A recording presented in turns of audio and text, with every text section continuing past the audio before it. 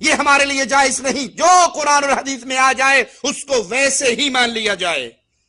آئیے اللہ تعالیٰ کی صفات کا ذکر قرآن کی آیات اور امام الانبیاء کے فرامین کی روشنی میں کرتے ہیں. مالک شایان شان اللہ کا چہرہ مبارک ہے.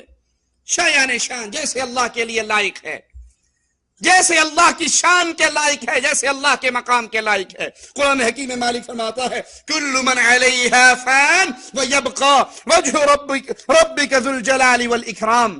کل من علیہا فان، اس دنیا میں جو کچھ ہے وہ فنا ہونے والا ہے، وہ ختم ہونے والے ہیں. دنیا میں ہر چیز کے لیے فنا ہے، ہر چیز کے لیے انتہا ہے، ہر چیز نے ایک دن اینڈ ہو جانا ہے، ختم ہو جانا ہے.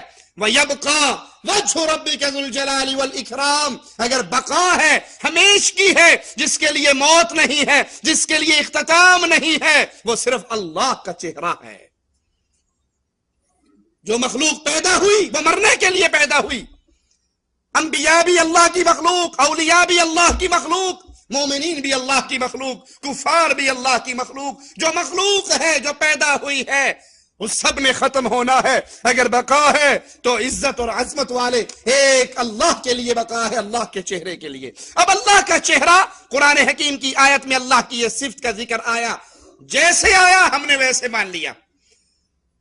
جیسے اللہ کی شان کے لائق ہے، نہ اس کی مخلوق کے چہرے سے تشبیہ دی جائے گی، نہ اللہ کی صفت کی تعویل کی جائے گی کہ اس چہرے سے تو یہ مراد ہے اور اس چہرے سے یہ مراد ہے. نہیں، جو قرآن نے ہمیں درس دیا ہم اس پر ایمان لے آئے.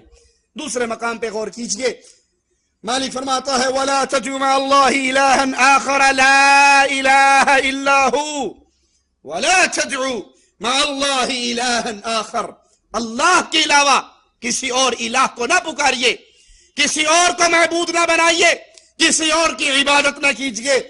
لا الہ الا ہو، اس اللہ کے علاوہ کوئی الہ ہے ہی نہیں. الہ برحق، معبود برحق، جس کی عبادت حق کے ساتھ کی جائے.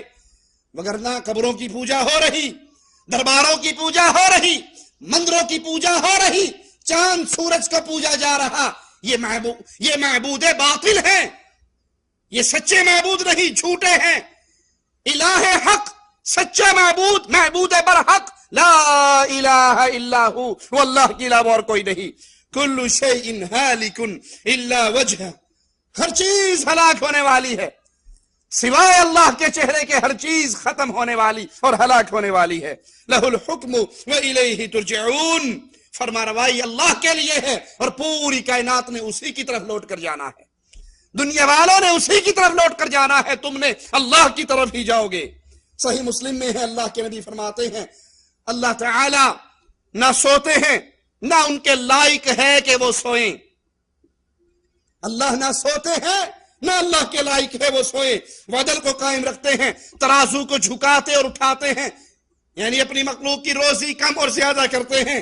رات کے عمل دن سے پہلے، دن کے عمل رات سے پہلے اس کی طرف چڑھتے ہیں. اللہ کا پردہ نور ہے، اور اگر اللہ اس پردے کو ہٹا دے تو اس چہرے کی چمک اور روشنی جہاں جہاں تک جائے ہر چیز کو جلا کر رکھ دے. اللہ کی صفات قرآن اور حدیث میں جو آئے اس کو ویسے ہی تسلیم کیجئے جیسے قرآن میں آ جائے یا فرمان مصطفیٰ میں آ جائے. مالک کی اس کی شان کے مطابق شایان شان آنکھیں مبارک ہیں.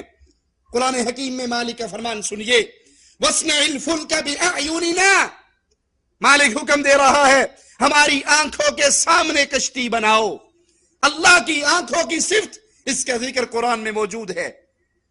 تجری وَاصْنَعِ الْفُلْكَ بِأَعْيُنِنَا، ہماری آنکھوں کے سامنے کشتی بناؤ. اب وہ آنکھیں کیسی ہیں؟ اس کی کوئی مثال نہیں، اس کی کوئی تشبیہ نہیں دی جائے گی، اس کا انکار نہیں کیا جائے گا. جیسے اللہ کو لائق ہیں آ گیا، ہم ایمان لے آئے.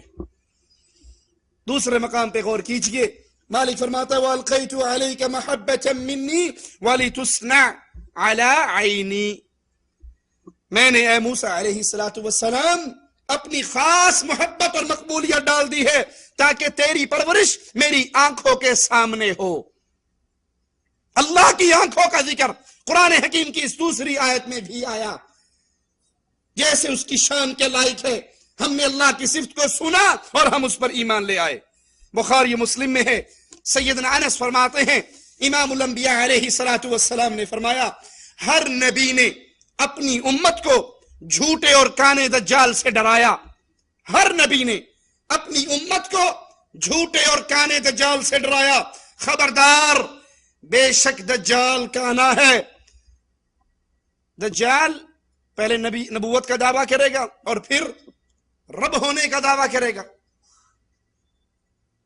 اور اللہ کے نبی کیا فرما رہے ہیں؟ خبردار دجال کانا ہے اور تمہارا رب اعور نہیں ہے۔ دجال کی دونوں آنکھوں کے درمیان کافر لکھا ہوا ہے۔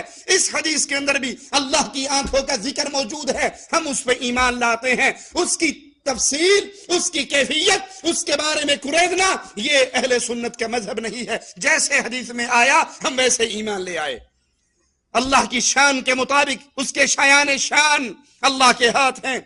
قرآن حکیم کی آیت کو سنیے، وقالت الیہود، یہودیوں نے کہا ید اللہ مغلولہ، اللہ کے ہاتھ بندھے ہوئے ہیں، غلت ایدیہم ولعنوا بما قالوا بل یداہ مبسوطتان ينفق کیف یشاء۔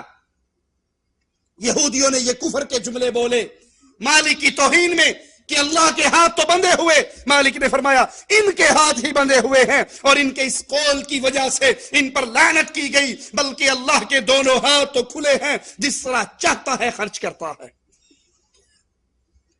دوسرے مقام پہ غور کیجئے، مالک فرماتا ہے یا ابلیس ما منعک ان تسجد لما خلقت بیدی، اے ابلیس تجھے کس چیز نے منع کیا کہ تو اس کے سامنے سجدہ ریز نہیں ہوا جس کو میں نے اپنے ہاتھ سے پیدا کیا، میں نے اپنے ہاتھ سے جس کی تخلیق کی۔ استکبرت ام کنت من العالین، تو نے تکبر کیا، گھمنڈ کیا، یا تو اعلیٰ مقام والوں میں سے ہے، بڑے درجے والوں میں سے ہے۔ ارشاد ربانی سنیے، تبارک الذی بیدہ الملک وہو علی کل شیء قدیر، بہت بابرکت ہے وہ اللہ، بہت بابرکت ہے وہ اللہ جس کے ہاتھ میں بادشاہی ہے اور وہ ہر چیز پر قدرت رکھتا ہے۔ قرآن حکیم کی ان آیات میں اللہ کی صفت کا ذکر آیا، اور وہ صفت اللہ کے ہاتھ کی جیسے اللہ کی شان کے لائق ہے۔ اس کی تعویل بعض لوگ کرتے ہیں اللہ کے ہاتھ سے مراد قدرت ہے، یہ تعویل کرنا جائز نہیں۔ آپ نے کئی لوگوں کو سنا ہوگا میں اس ذات کی قسم کھاتا ہوں جس کے قبضہ قدرت میں میری جان ہے، نہیں، یہ قبضہ قدرت کا ذکر نہیں، اللہ کے ہاتھ کا ذکر ہے۔ تو اللہ کے ہاتھ کو تسلیم کیجئے، اس کی کیفیت اللہ پر چھوڑتے ہیں، شریعت نے ہمیں اس کا علم نہیں دیا، جتنی بات قرآن و حدیث نے ہمیں بتا دی ہم اس پر ایمان لے کر آتے ہیں۔ ترمذی میں ہے، ابن عباس رضی اللہ عنہما بیان کرتے ہیں رسول اللہ صلی اللہ علیہ وسلم نے فرمایا ایک رات خواب میں اللہ تعالی بہت ہی اچھی صورت میں میرے پاس آئے، پس اللہ نے فرمایا یا محمد صلی اللہ علیہ وسلم، کیا آپ جانتے ہیں فرشتے کس چیز پر جھگڑا کر رہے؟ آپ نے فرمایا کہ میں نہیں جانتا۔ تو اللہ نے فرمایا، اللہ تعالی نے اپنے ہاتھ کو میرے دو کندھوں کے درمیان رکھ دیا، یہاں تک کہ اس کی ٹھنڈک کو میں نے اپنے سینے یا کندھے میں محسوس کیا۔ اس صحیح حدیث کے اندر بھی اللہ کی صفت کا ذکر، اللہ کے ہاتھ کا ذکر، اس ہاتھ کی کیفیت، اس ہاتھ کی کوئی مثال، کوئی تشبیہ ہم نہیں دے سکتے، نہ ہی ہم اس کی تعویل کرتے ہیں۔ اللہ کے نبی نے فرمایا کہ اللہ نے اپنا ہاتھ میرے کندھوں کے درمیان رکھا، ہم نے اس پر سننے کے بعد ہم ایمان لے آئے۔ کیسے؟ جیسے اللہ کی شان کے لائق ہے۔ بخاری مسلم میں ہے رسول اللہ صلی اللہ علیہ وسلم نے فرمایا جناب آدم اور موسیٰ علیہ السلام نے بحث کی۔ موسیٰ علیہ السلام نے سیدنا آدم علیہ السلام سے کہا آپ ہمارے باپ ہیں، آپ نے ہمیں جنت سے نکالا اور محروم کیا۔ سیدنا آدم موسیٰ علیہ السلام سے کہنے لگے کہ آپ کو اللہ تعالیٰ نے ہم کلامی سے سرفراز کیا، آپ نے اللہ سے کلام کیا، آپ کلیم اللہ ہیں، اور اپنے ہاتھ سے تورات کو لکھا۔ آپ مجھے ایسے کام پر ملامت کر رہے جو اللہ تعالیٰ نے مجھے پیدا کرنے سے 40 سال پہلے میری تقدیر میں لکھ دیا۔ آخر آدم علیہ السلام اس بحث میں موسیٰ علیہ السلام پر غالب آ گئے۔ اس حدیث میں بھی اللہ کے ہاتھ کی صفت کا ذکر ہے اور ہم اس پر ایمان لاتے ہیں، نہ اسے قبضہ قدرت کہتے ہیں، نہ اس کی تعویل کرتے ہیں، نہ اس کا انکار کرتے ہیں، نہ اس کی تشبیہ کسی مخلوق کے ساتھ کرتے ہیں۔ دوسری روایت میں ہے موسیٰ علیہ السلام نے آدم علیہ السلام سے کہا آپ تو وہ ہیں جس کو اللہ نے اپنے ہاتھ سے پیدا کیا۔ تو یہ اللہ کی صفات کی جتنی آیات اور حدیث سنیں اس پر ایمان لائیے، یہ توحید ہے، یہ اسماء و صفات توحید کی قسم ہے، اور ہم اس پر ویسے ہی ایمان لاتے ہیں جیسے ہمیں شریعت کا علم آتا ہے۔ بخاری و مسلم میں ہے رسول کریم صلی اللہ علیہ وسلم نے فرمایا جب اللہ تعالیٰ نے مخلوق کو پیدا کیا اور اپنے ہاتھ سے لکھ کر رکھ لیا کہ بے شک میری رحمت میرے غضب پر غالب ہے، میرے غصے پر غالب ہے، یہ اللہ نے لکھا، جو حدیث میں آیا ہم اس پر ایمان لاتے ہیں، اپنی طرف سے اس کی توجیحات یا اس کی تعویلات نہیں کرتے۔ صحیح مسلم میں ہے اللہ کے نبی نے فرمایا بے شک انصاف کرنے والے، عزت والے رحمان کی دائیں جانب نور کے منبر ہوں گے، اور جو لوگ اپنے فیصلوں اور اپنے اہل و عیال میں انصاف کرتے ہوں گے، جو انصاف کرنے والے ہیں اپنے فیصلوں میں اور اپنے اہل و عیال میں، اور اللہ تعالیٰ کے دونوں ہاتھ دائیں ہیں، اللہ کے دونوں ہاتھ دائیں ہیں۔ اس حدیث میں بھی اللہ کے دو ہاتھوں کا ذکر ہے، کیسے؟ لیس کمثلہ شیء، جیسے اس کی شان کے لائق ہے۔ اللہ تعالیٰ کی شان کے مطابق شایان شان اللہ کی مٹھی ہے۔ قرآن حکیم کی آیت سنیے وما قدر اللہ حق قدرہ وما قدر اللہ حق قدرہ والارض جميعا قبضته يوم القيامة والسماوات مطويات بيمینہ سبحانہ وتعالی عما يشركون۔ ان لوگوں نے جیسے اللہ کی قدر کرنی چاہیے تھی نہیں کی، ساری زمین قیامت کے دن اس کی مٹھی میں ہوگی اور سارے آسمان اس کے دائیں ہاتھ پہ لپٹے ہوئے ہوں گے۔ وہ پاک اور برتر ہے ہر اس چیز سے جسے لوگ اس کا شریک بناتے ہیں۔ یہ ساری زمینیں اللہ کی مٹھی میں، آسمان اس کے دائیں ہاتھ میں لپٹے ہوئے۔ اس آیت کے اندر اللہ کی مٹھی کا بھی ذکر ہے اور اللہ کے دائیں ہاتھ کا بھی ذکر ہے، اللہ کے ہاتھ کا بھی ذکر ہے۔ یہ دونوں چیزیں قرآن میں آ گئی، ہم نے اس کو مان لیا۔ کیسے؟ اس کا علم اللہ کے حوالے ہے، اللہ نے ہمیں اس کی تفصیل نہیں بتائی۔ جتنا آ گیا ہم اس پر ایمان لاتے ہیں، اس کا انکار نہیں کرتے، اس کی تعویل نہیں کرتے۔ رسول اللہ صلی اللہ علیہ وسلم نے فرمایا بے شک اللہ تعالی نے جناب آدم کو ایک مٹھی سے پیدا کیا جس میں پوری زمین سے مٹی لی گئی، چنانچہ اولاد آدم مٹی کے اوصاف ہی کی طرح ہے، کسی کا سرخ رنگ، کسی کا سفید رنگ، کسی کا سیاہ رنگ، کسی کا ملا جلا ہوا رنگ، ان میں سے کچھ حشاش بشاش، کچھ غمگین، کچھ خبیث، کچھ پاک صفت، کچھ ملی ہوئی صفات والے۔